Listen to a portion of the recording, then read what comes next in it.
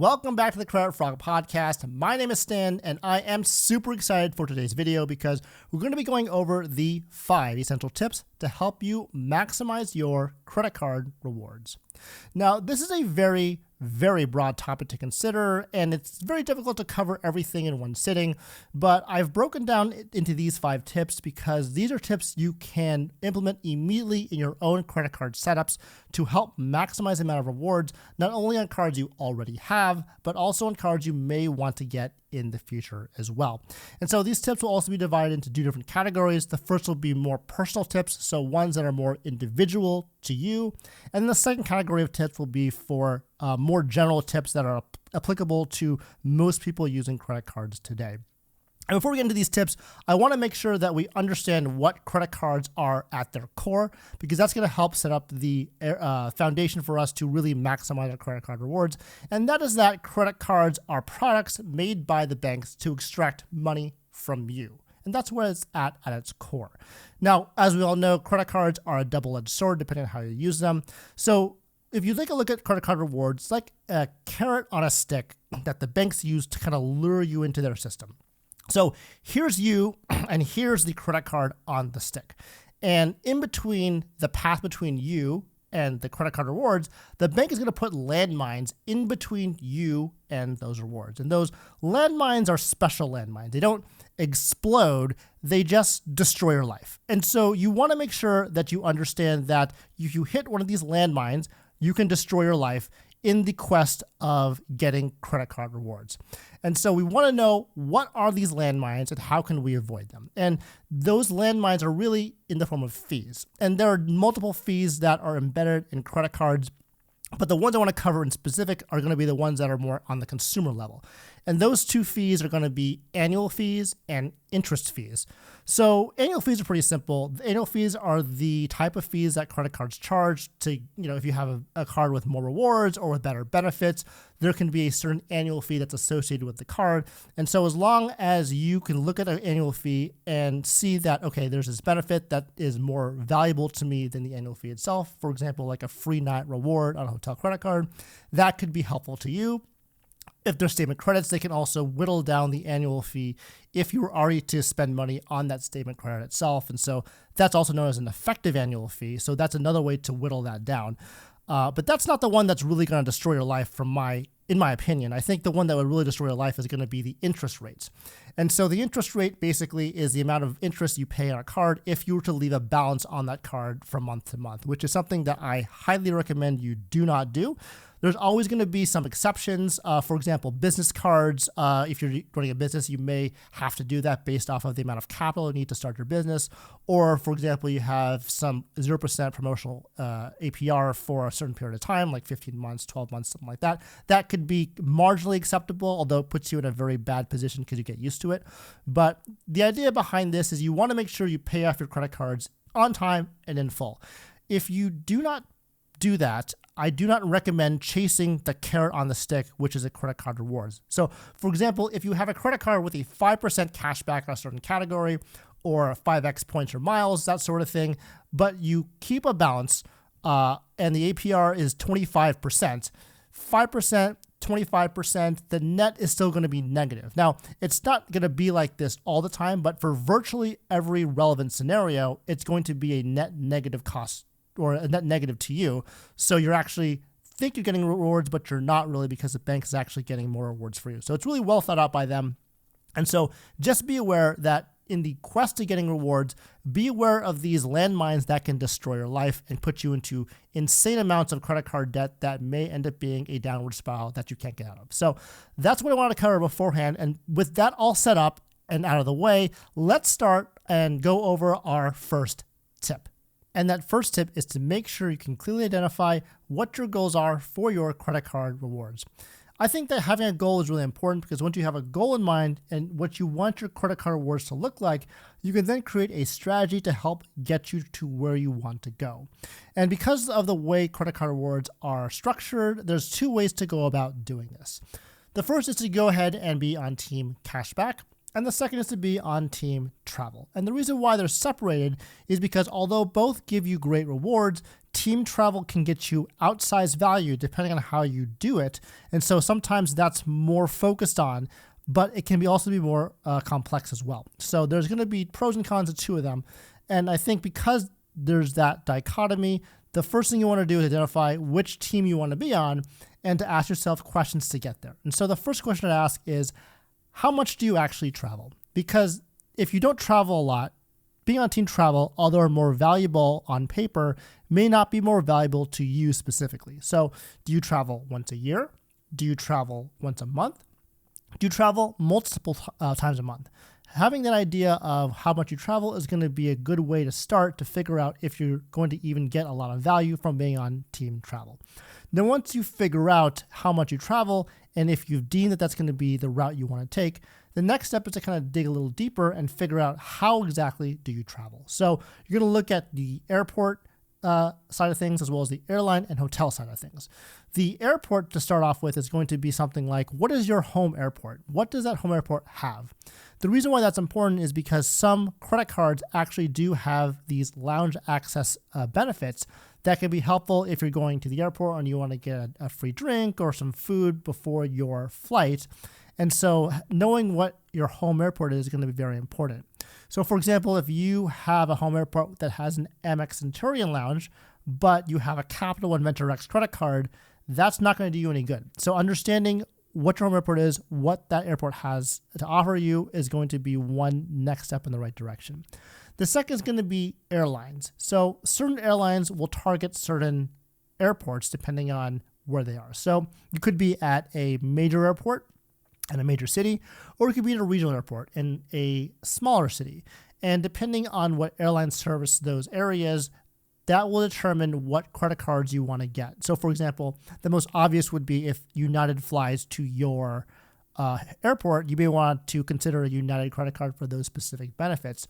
Or because Chase has a transfer partner to United as well, you may want to opt to get Chase credit cards because that can be helpful for your specific use case, whereas American Express doesn't have a transfer partner opportunity to United directly. So that may be something you want to consider as well. The last part of that, like I mentioned, is the hotels that you stay at. And so there are multiple hotel chains. There's Marriott, Hilton, Hyatt, IHG, and others. And so if you stay at a certain hotel chain, just evaluate what your travel habits are, because if you know the type of hotels you're going to stay at, that will help also guide you, just like airlines, what kind of credit cards you want to get and for what rewards you want to get too. That kind of plays into the next factor too, is how you specifically travel with those hotel chains. So some people like to travel on a budget. They like to have economy stays or stays at hotels that are not as luxurious as some other hotels. And some people like to have that YOLO trip where they can stay at a super nice hotel and take business class flights to their location and kind of blow all their points in one go. And so it depends on the person on kind of what you want. And so that's something to consider when you're asking yourself, if you're on team travel, like how would I be able to maximize my rewards on that team? So like I mentioned before, there are going to be advantages and disadvantages to either being on team cashback or travel. Starting with team cashback, actually, it's pretty simple because there's only one way to redeem your points, and that's for cashback. Most people like to do it with cashback with statement credit or with direct deposit in their checking account. From my opinion, I think they're about the same. Some people get really nitpicky about being direct deposit, but ultimately, if you're using credit cards regularly, if you get statement credit, it's going to be the same anyways when it comes down to it. So that's really nice. One thing I've noticed with cashback as well is that when you have cashback, you're more likely to use your points or cashback than you are if you were to be on team travel, where team travel, you tend to stockpile your points to get that really big redemption.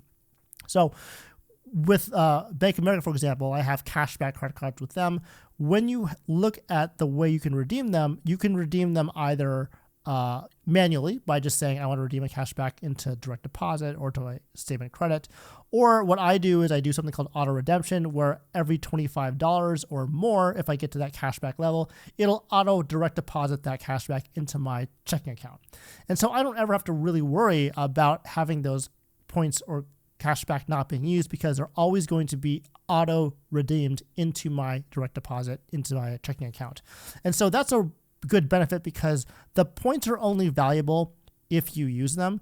And if they're being stockpiled and you never use them, they're not really getting you any value. As a matter of fact, they're probably getting devalued, because over time, points do get devalued.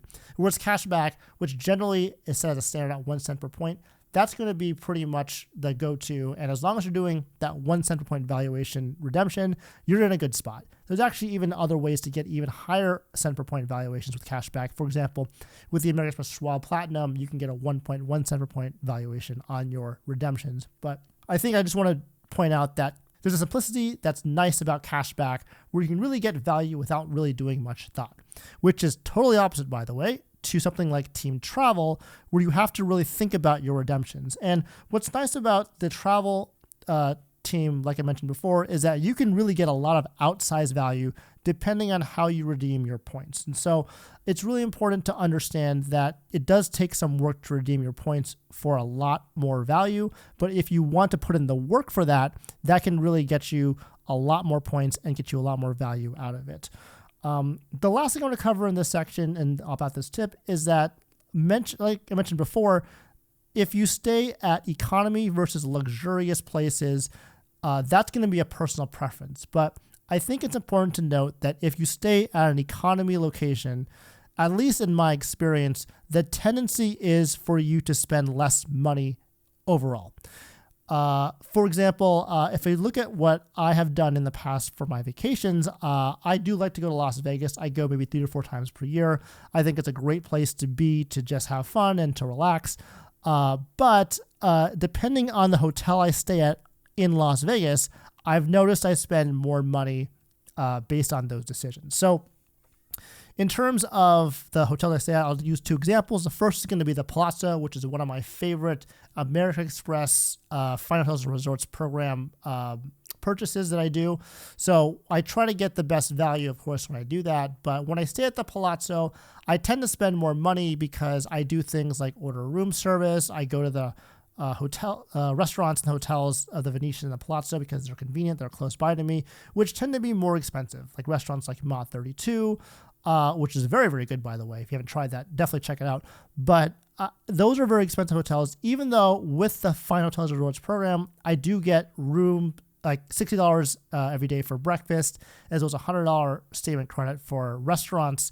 When I look at the overall picture of my stay, I do spend more money when I'm there as compared to if I book a hotel at the Link, which is another one of my favorite hotels, which is a Caesars property that's not linked to any specific hotel program. But if I stay at the Link, I notice I tend to spend less money by going to more affordable locations like Hash House A Go-Go for breakfast, or the In-N-Out that's located in the Link Promenade. When I look at those purchases for food and those sorts of things, again, I'm spending less money when I am actually in that hotel specifically. And so I just wanted to point that out because some of you may want to redeem your points for like the Waldorf Astoria if you're in Hilton, or the JW Marriott with Marriott. And if you do that, just be aware that you may, although get a good redemption value for your points, you may overall be spending more money at those properties. And that's not helping, right? Of course, the experiences matters, and that's important if you want to have a luxurious experience. If that's kind of your thing, definitely go for it. Not saying you shouldn't do that, but I just want you to be aware of that so you can make an informed decision about how is the best way to use your points. And so that's kind of exactly what I look at for this particular tip. Again, you want to make sure you want to know what your goals are for your points, because if you can establish what the goal is, you can again, develop a pathway to get there in the most efficient way possible. And the next tip I want to cover, and this is pretty important, is that the sign-up bonus is always going to be the best value because it gets you the best return on spend. And so what does that mean? Well, return on spend is actually exactly what it sounds like. You get a certain amount of money back when you spend a certain amount of money on the card. And so to illustrate this, let's talk about two very popular cards that people know about, and that is going to be the Chase Freedom Flex and the Chase Freedom Unlimited cards. And the sign-up bonuses on these cards have varied depending on the year, but for the most part, the core portion of the sign-up bonus, which is the cash value, has always been pretty similar. And that's going to be to earn $200 after spending $500 in the first 3 months. And if you look at that return on spend in that particular sign-up bonus, you can see that you get $200 back for $500 in spend, making a 40% return on spend, which is a pretty amazing deal. Getting that amount of money back is pretty nice. And of course, because these points are earned in the form of ultimate rewards points, you can also redeem them for cash back, which is the 40% we talked about. But if you transfer the transfer partners and get a much higher return on spend from that perspective, a higher cent per point value, you can go to 60%, 80%, or even 100% or more with these particular points that you're using. Now, of course, if you look at the sign-up bonus, some of you may notice that it is a really good return on spend, but you could probably meet that sign-up bonus in one purchase. And so this may not be the best sign-up bonus for you. You have to get a sign-up bonus that's more tailored to what your spend is. Because even though the return on spend in this card is very high, maybe it's worthwhile to get a little bit lower return on spend, but still get a great return on spend for the amount of money you're spending on the card. So for example, if you look at a card like the Amex Gold card, the popular one you see is spend $4,000 in 3 months to earn 75,000 membership rewards points. And that's not as good as 40%, but it's still pretty good in terms of return on spend on that type of spending. And so that's something you just want to think about in terms of looking at sign-up bonuses and understanding how to maximize the rewards when you look at them. What's also important to know is that you are always going to be in 2 different phases in your credit card journey. There's going to be the phase where you are just starting, and there's going to be a phase where you're kind of just getting cards for the sign-up bonuses. So you're going to have a core group of cards. You'll notice that when you start getting a lot of credit cards, there's going to be a core group of cards. And so you want to look at those cards not only for their multipliers, but also the sign-up bonuses that they get you, because you can get great sign-up bonuses alongside the cards that you're going to be using on a long-term basis.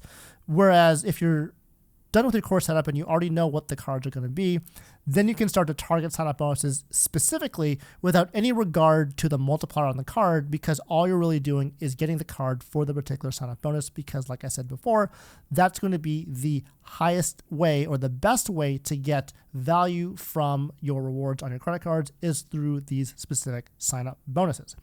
So the only way that you can't get a sign-up bonus is if you get denied for a card or other ways, which I'll explain a little bit later on.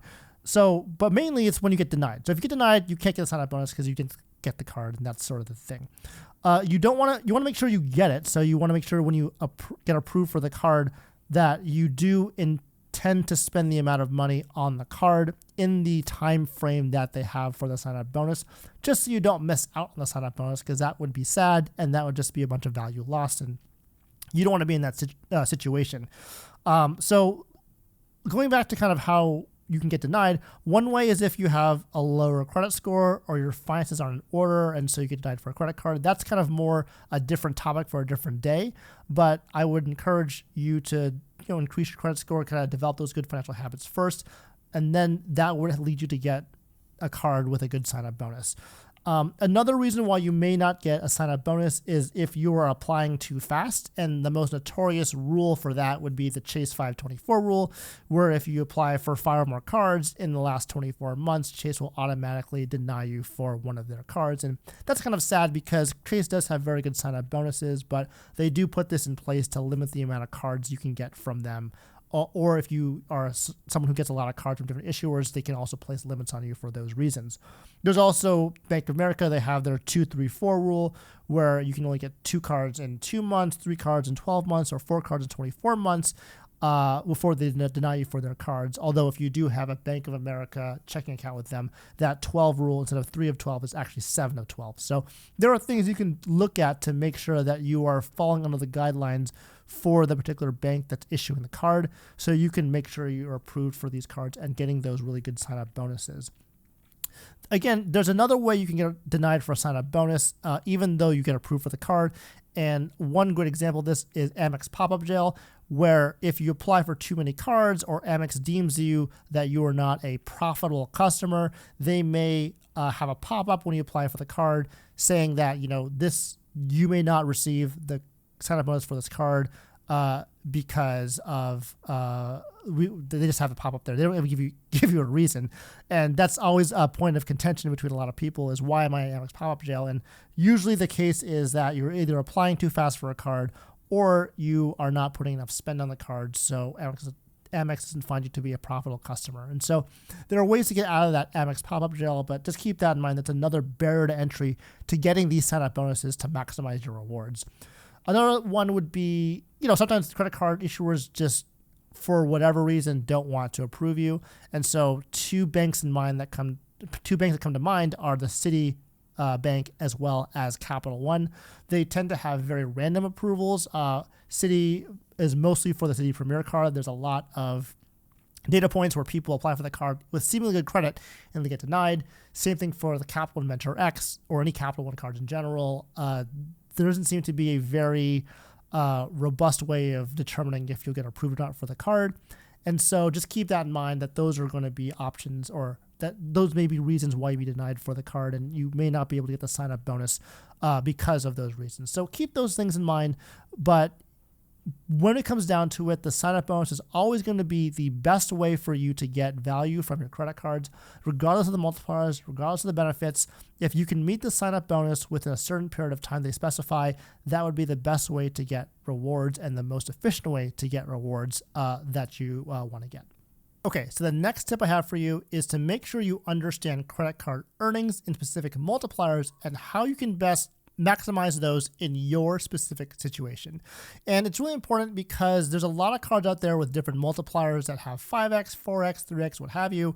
But depending on what your actual spending habits are, it's important to identify that first so you can figure out what cards best suit you and your own individual spending habits. And so it's sometimes easy to think about saying that, I spend a lot of money on groceries, I spend a lot of money on dining, just in general, but you don't really know that until you actually expense track and look at that from an analytic point of view from actual expenditures. And so I really recommend expense tracking for at least, a month or so.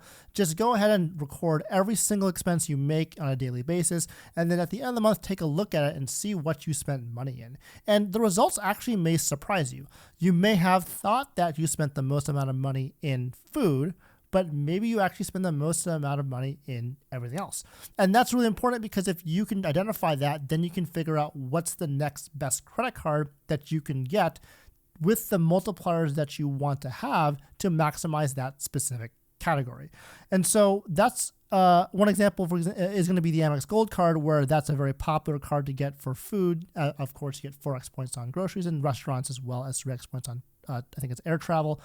But what you want to look at specifically is that the right card, or do I want to get like an everything else card, like the Blue Business Plus or the Blue Business Cash card for your everything else categories? Again, that's going to depend on what your expense categories look like after you do your expense tracking. One point I want to make about multipliers, though, is that not all points are created equal. And so it's easy to look at the 5x, 4x, 3x and think that because I'm getting more points per transaction, that is actually a better deal. And the best way I can really explain this is looking at Hilton cards versus, I would say, just regular American Express cards. So they're both American Express cards, but even though one has a much higher multiplier than the other, that would not necessarily mean the best value. And so the way you look at that is, for example, the Hilton Honors Aspire card has 14x points at Hilton, which sounds like a lot of points because it's 14. But because the value of those points are much lower, by TPG it's rated about 0.6 cents per point, that is going to be a factor when you look at another travel card, for example, the American Express Green Card, to get you 3x points on travel. And those points are actually worth at least 2 cents per point by TPG valuations. And again, there's a lot of discrepancy and gray zone between these valuations, but the main point is that depending on how you spend your money, depending on the type of multiplier you have, you may get more value from that lower multiplier depending on what point system that is. So again, Amex Green Card, membership rewards points, Amex Hilton Aspire with the 14x, that's going to be Hilton Honors points. And both of those points are not created equal. You also want to make sure when you look at multipliers themselves is that even though they have a great multiplier or a big multiplier on the card, is that something you're really going to be using? And I'm going to talk about the Capital and Venture X for this example. The Capital Venture X is a great card, as we all know. It's got 10x miles on hotels and rental cars, as well as 5x miles booked through the Capital and Travel portal, as well as 2x miles on everything else. Now, the 10x miles and the 5x miles, they look good on paper, but I think before we jump to conclusions, let's think about if we actually are going to be spending our money in the Capital and Travel portal on airfare, hotels, and rental cars. Because if you're not, then those multipliers may not apply to you. And so you want to make sure that you use the multipliers that are on the card themselves. Now, of course, everyone loves this card, usually for the 2x miles and everything else, so that's fine, especially because those 2x points can be transferred out to transfer partners and get much more value than the standard baseline 1.0 cents per point.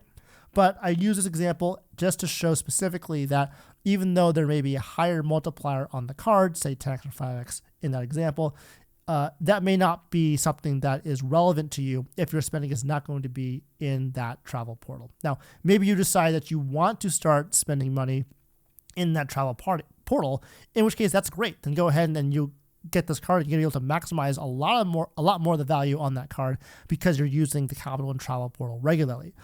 When you look at these points and miles too, I think another point that's important to note is that a lot of people talk about one point system versus multiple point systems. So there's a lot of point systems out there. There's the Chase Ultimate Rewards system. There's the Amex Membership Rewards system. There's Capital One miles. There's City Thank You points. There's a lot of different point systems that all have their own transfer partners, which is a way to combine different points into different travel benefits. But if you're splitting your points or spending on all these different cards, it may get to a point where if you're not redeeming those travel points for the same transfer partners, you just end up splitting your points and you can't make that aspirational redemption that you want to make.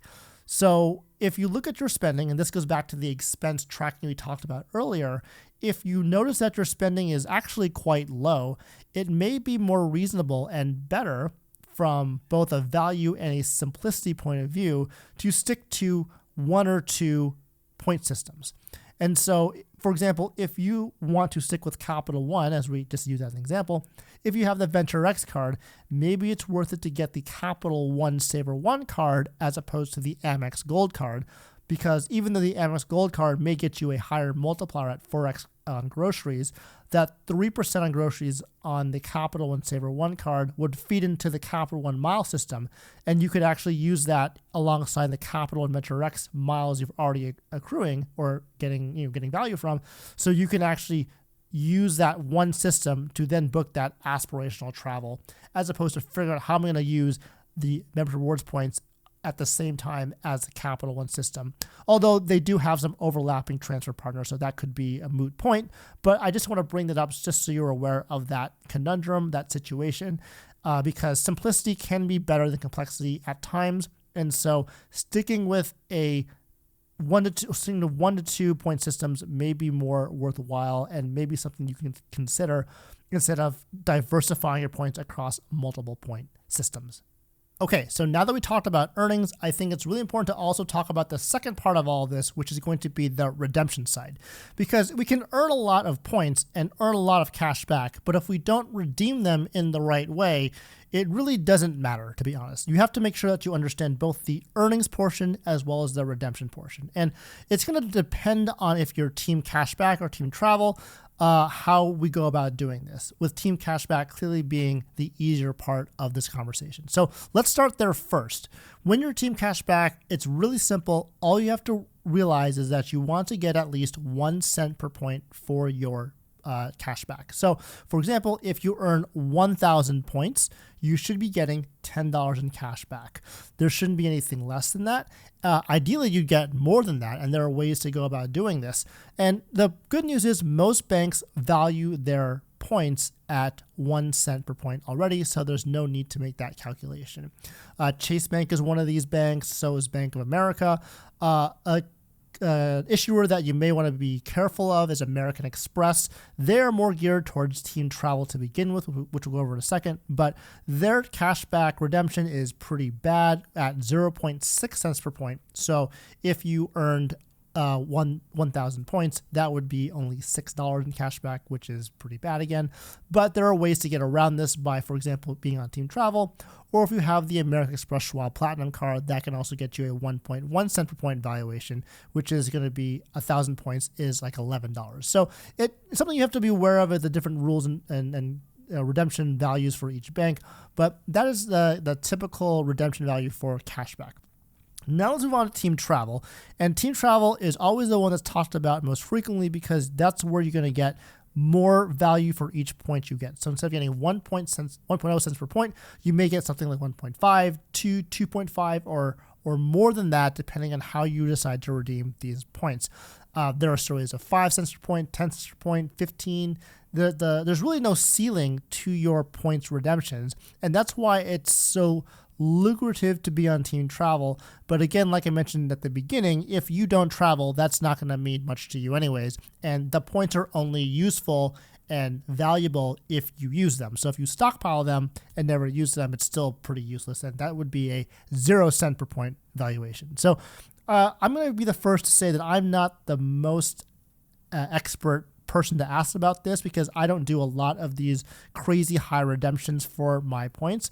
I tend to run a more hybrid cashback and travel setup, with the travel portion being stockpiling right now to get a aspirational travel trip to Asia at some point, but I haven't really made that redemption yet, so I haven't had personal experience. But I know there are certain types of, or certain factors to consider when you're looking at redeeming for the highest possible valuations for your points.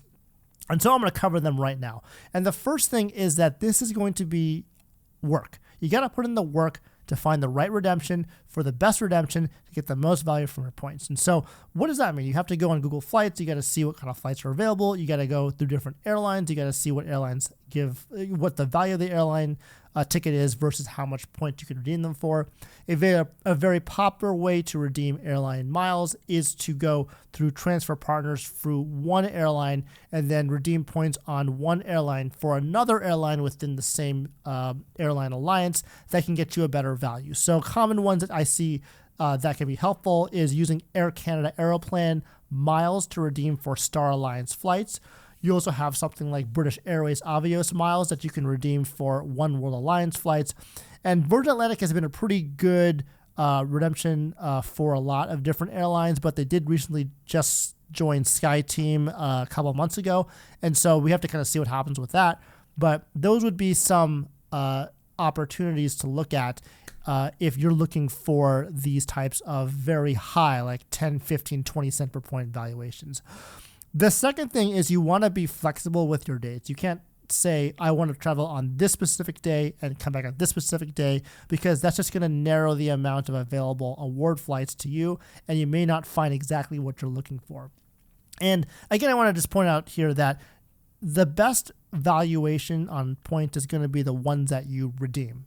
So you may not get 15 cents per point, but if you get 3 cents per point and you can use it, that's better than not using your points at all. So just keep that in mind. You want to make sure that you redeem your points for what you can realistically do. If you have a rigid schedule, then that's what you have got going on. That's kind of how it's going to be.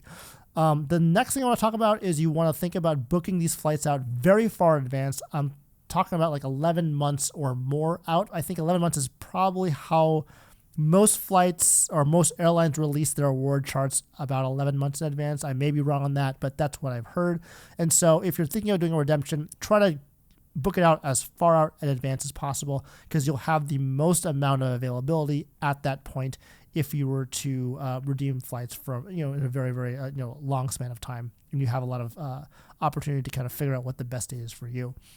So that's the story between cashback and team travel. Again, the best way to redeem points are the ones that are specific to your schedule, specific to your travel pattern, specific to kind of what you want. Getting 1.0 cents per point back on cashback is not a bad thing. You've used your points, you've got value back, that's great. I'd rather do that than stockpile a bunch of miles and have them devalue over time because you haven't used them in 2 to 3 years. So definitely think about those, but the redemption side is so important. So there are tons of other things to look at in terms of YouTube videos or blogs on how to redeem them for the maximum value as well. But I wanted to give that kind of intro, that kind of primer, so you have some idea of where to start. And my next tip is pretty simple. When it comes to credit cards, just be patient. There's always this urge to apply for more credit cards because you want to get the highest sign-up bonus, and that's of course because it has the highest return on spend, or because you want to use a card for some good multipliers or benefits, but you want to make sure that you can do that in a realistic way, because you don't want to overspend on your credit cards to get the rewards when you're really just spending more money to get those rewards themselves. And there's also a bonus to being patient as well, because if you are patient, sometimes you'll see a limited time sign-up bonus offer appear, and multiple banks do this in their own different way. But if you are able to capture that card or apply for that card to get approved at that limited sign-up bonus offer, you could get much more value, much more return on spend on the card than if you had, applied for that card really quickly and not waited for that sign-up bonus offer. Of course, you never know when that's going to happen, so you have to just keep looking for them, but being patient can be a virtue in this particular case. One of these issuers that is more important than others is American Express, because they have this rule called the American Express once-in-a-lifetime rule, where if you were to get a card, you only get one opportunity to get a sign-up bonus in your lifetime for that particular card. And so you want to make sure that when you look at the sign-up bonus offers for American Express in particular, that you choose the card and apply for the card when there is a limited sign-up bonus offer, so you can take full advantage of that once-in-a-lifetime opportunity for that particular card. And that's really what I want to say about the being patient about these cards. Again, a good cadence to look at is around, I would say, one card every 3 to 4 months, depending on the size of the sign-up bonus and depending on the minimum sign-up requirement on the bonus. That may be something you want to maybe adjust, like either faster or slower. The whole point of this is to making sure you're not overspending on your cards.